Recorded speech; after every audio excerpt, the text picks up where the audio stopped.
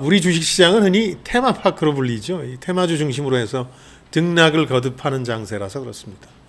최근 몇 년처럼 약세나 횡보 장세에서는 이런 테마주 중심의 장세, 테마파크 현상이 더 거세지는데요. 테마주 조심하라는 얘기는 투자자 여러분들이 많이 들으셨을 겁니다. 그래서 오늘은 그런 얘기보다는 테마주를 어떻게 활용할 것인가 이런 얘기를 해볼까 합니다. 말하자면 테마파크에서 생존하는 법이 되겠죠. 핵심은 테마주의 테마라는 게 얼마나 강력하고 또 얼마나 지속될 것이냐 하는 겁니다. 이걸 파악하기가 사실은 쉽지는 않죠. 테마주라는 같은 이름이 붙긴 합니다만은 강도와 지속성은 분야에 따라서 천차만별입니다.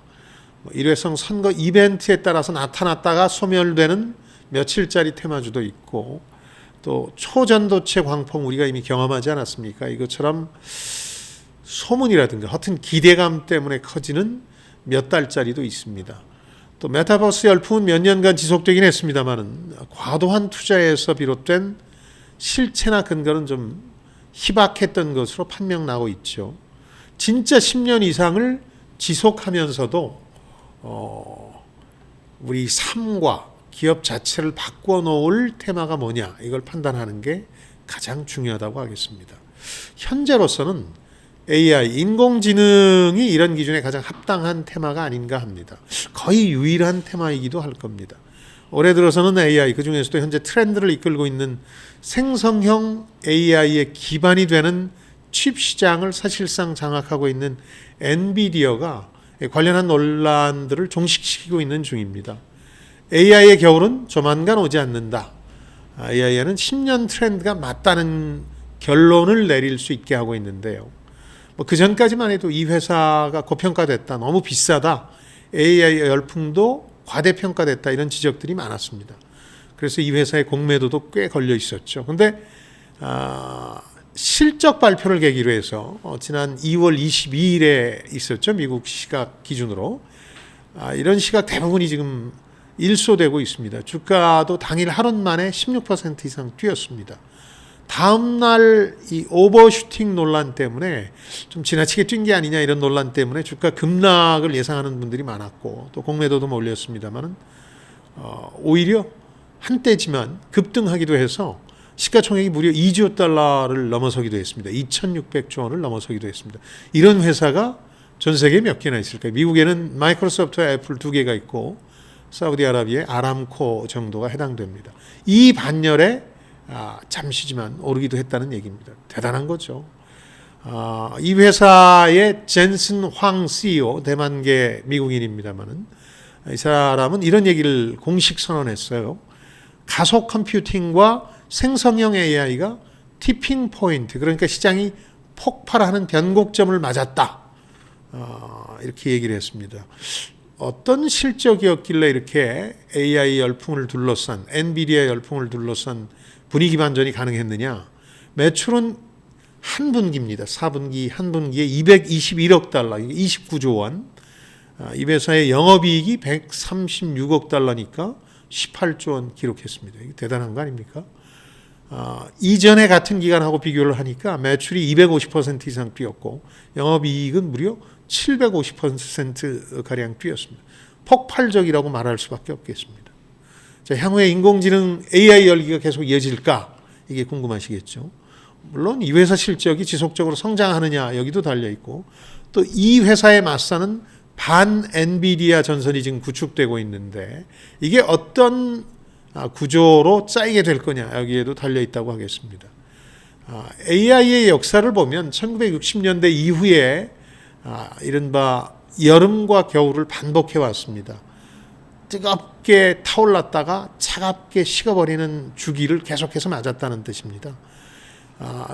어떤 트렌드, 그러니까 인공지능을 어떻게 접근할 것이냐가 당시에 붐과 파열의 기준이 됐는데요. 지금까지의 방식들은 대개 이런 겁니다. 사람을 흉내내는 거였죠.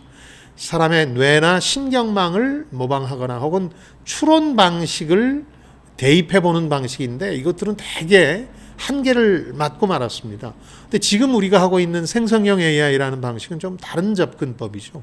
그러니까 온라인상의 많은 데이터들을 학습시켜서 새로운 자료를 만들어내도록 하는 겁니다. 이걸 그래서 대규모 언어 모델 LLM이라고도 하는데 이전의 방식과는 조금 다른 접근법인 거죠. 여기에도 문제는 많습니다. 가장 대표적인 게 이제 가짜나 엉터리 정보를 생산한다는 거죠.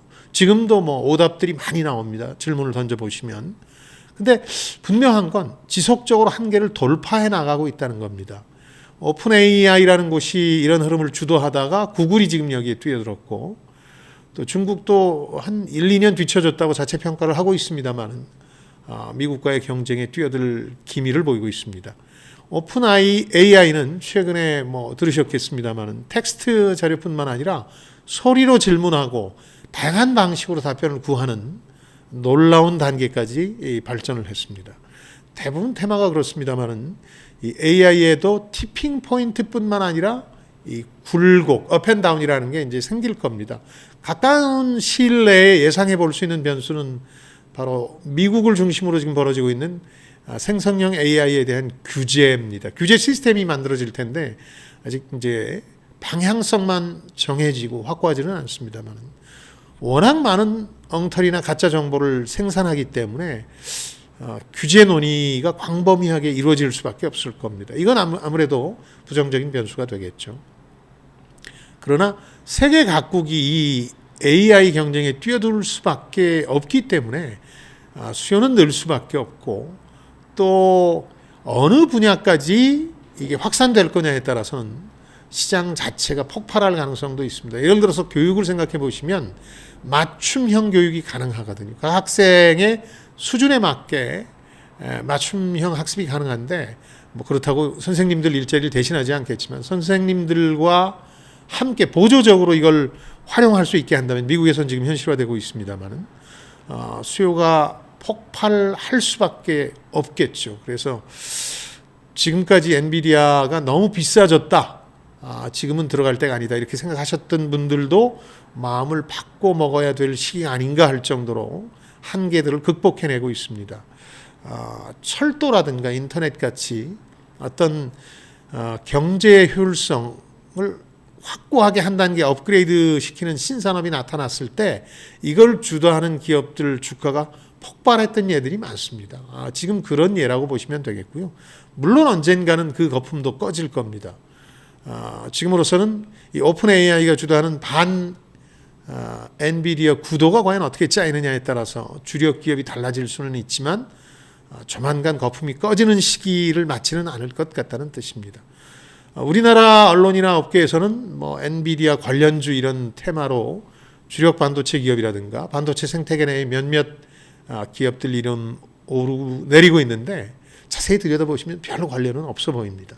그러니까 엔비디아하고 반 엔비디아 구도가 형성될 때 우리 쪽이 주력은 아니고 조력자 역할이나 보조적 역할에 그치게 될 것 같습니다. 오히려 이 AI 열풍에서 주목해야 될 기업들은 챗봇 시절부터 AI 분야의 가능성을 염두에 두고 투자를 해온 국내 기업들이 있습니다. 여기를 주목해야 되는데 다만 한 가지 조건은 국내 시장이라는 게 AI 시장의 한계가 분명하기 때문에 언어 장벽을 극복하고 세계 무대로 나갈 수 있는 해외에 진출할 수 있는 기업들이 향후 우리 증시에서는 AI 열풍의 수혜주로 본격적으로 떠오르기 시작할 것으로 전망됩니다. 자, 지금까지 김방희였습니다. 저는 여러분들의 성공을 응원합니다.